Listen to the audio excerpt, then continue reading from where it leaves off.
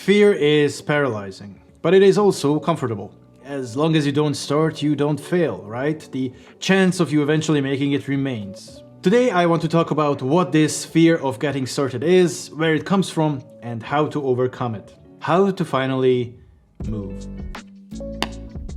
I coach and teach freelance professionals, and with beginners there is always this weird duality. On one hand, people want to experiment with freelancing.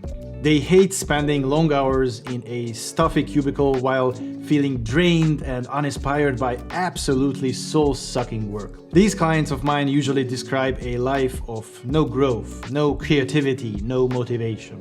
They also describe a need to live a life of more freedom, to work on more interesting projects. Usually they have that one friend who is a successful independent professional, a freelancer, a solopreneur, a digital nomad, whatever, and they want that.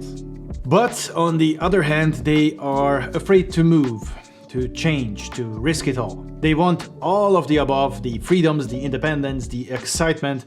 They want to change their life, but they just cannot get started. So why does this happen, and how do we overcome it? Let's talk about the first part, because in order to help you get started, we have to first understand what's holding you back. Now, whenever I ask people, what's holding you back, what's going on, what I get is what I usually call a ticket to what if land. In what if land, you get a lot of interesting rides. There's the free fall tower of what if I fail?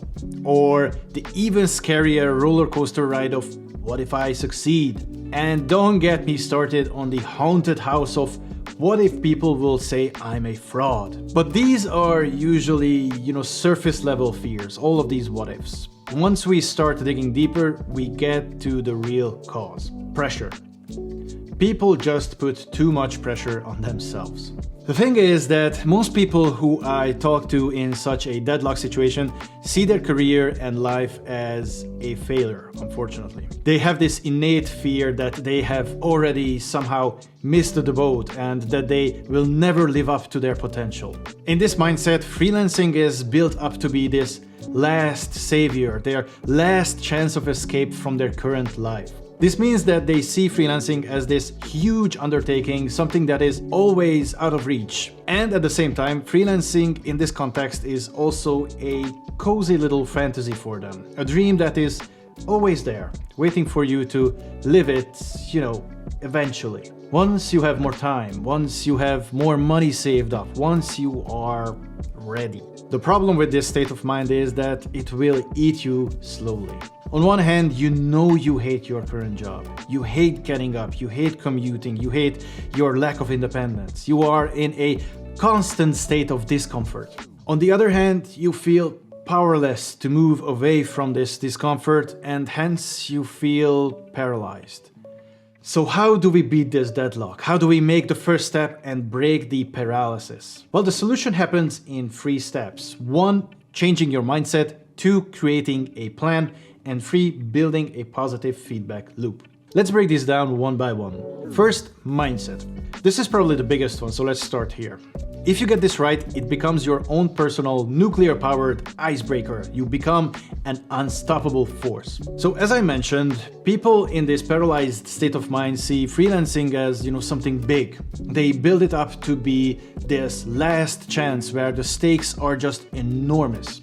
If it works, you will win at life, but if you fail, everything is lost. This is where we start. We have to work on leaving this notion behind. It is silly. Nothing is ever final. The key here is to actively work on reframing freelancing as not a huge challenge, but as a playful experiment. We have to de-escalate the stakes. And we do this by focusing on 2 things. First, we should accept that no failure is permanent, right? It's never final. In fact, let me tell you right now, you will fail a lot. And you cannot do anything about that, really. And the good news is that this is actually good for you. Because freelancing is a lot like learning to walk or learning anything new, really. Nobody does anything perfectly for the first time. Children, when learning to walk, will fall all the time, stumble, slip, whatever. And I know this is a cliche, but if you are not falling on your face, it means that you are not learning. So accept this, celebrate failing, get good at failing, because it means you are doing the stuff that you were afraid of.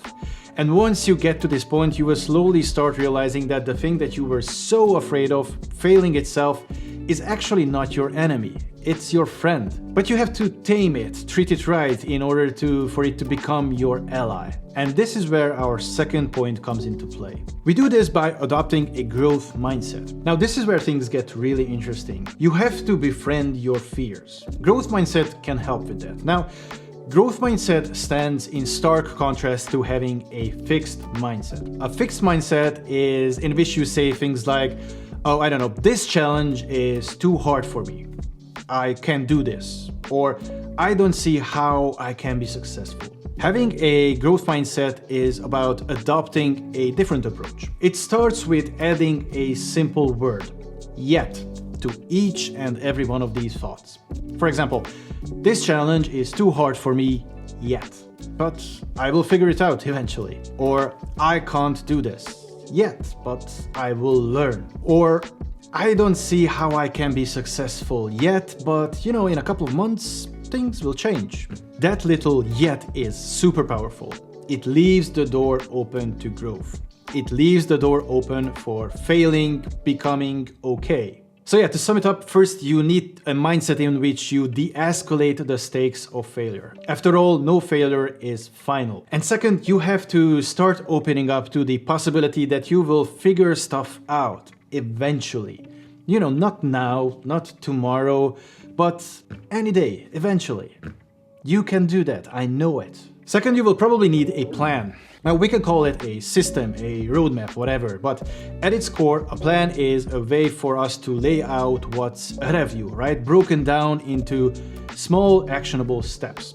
I mentioned that people see getting started with freelancing or anything as something, big, huge. And not just because of its, life-changing implications, but even from a technical perspective, starting a side gig, side hustle, whatever, it is truly a big undertaking. So that's a correct perspective, right? And what you do in such a situation is that you take a big breath and just break it down. Think of it as climbing a mountain. You don't go climb a mountain by just getting up one day and concentrating real hard about it and just boom, you just willed yourself to the top. No.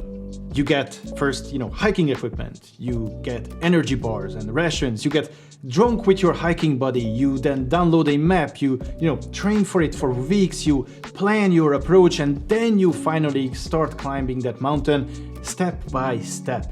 Basically, you break down the steps of the big task into small, manageable, easy to achieve, actionable steps. And you know what? Today you don't even need to think about climbing that mountain.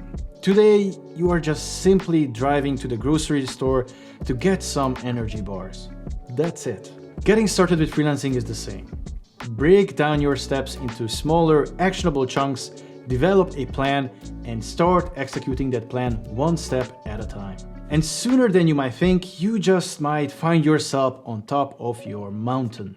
Finally, let's talk about the third essential element of getting started: building a positive feedback loop. Now let's circle back to our previous analogy, right? Why do people climb mountains? Yes, it's a huge adrenaline rush to get to the top, it's a huge sense of achievement, but it's not really why people do it. They do it because they also enjoy the process, the whole process, even the boring parts of getting that energy bar. Why? Because they managed to build out a positive feedback loop. They feel good when they actually buy those energy bars because it feels like a win. It is a small win, yeah, but they know that this small win is taking them one step closer to achieving the big win of actually climbing the mountain. Okay, but why is this a feedback loop? Like, what's the loop in this? Well, once you get the taste of your first win, you will want more and more. The taste of victory is oh so sweet, and that first couple of wins will fuel you to get up and keep moving forward. This means that a good positive feedback loop will help you break your paralysis once and for all. And guess what? I'm actually here to give you your first taste of victory. Imagine we line up 100 people, all moaning about their work, about their lack of independence, about wanting better pay, and so on and so forth. Now, how many of them you think actually act on it? How many of them actually try and change anything? Not a lot, let me tell you that. In fact, in my personal experience, it's usually about 1 to maybe 3 people out of that imaginary 100. And guess what? By watching this video, you have already acted, right? You clicked on it, you're interested in it. And I know this sounds crazy, and yes, watching a video is a small thing, but so is putting an energy bar in your shopping cart.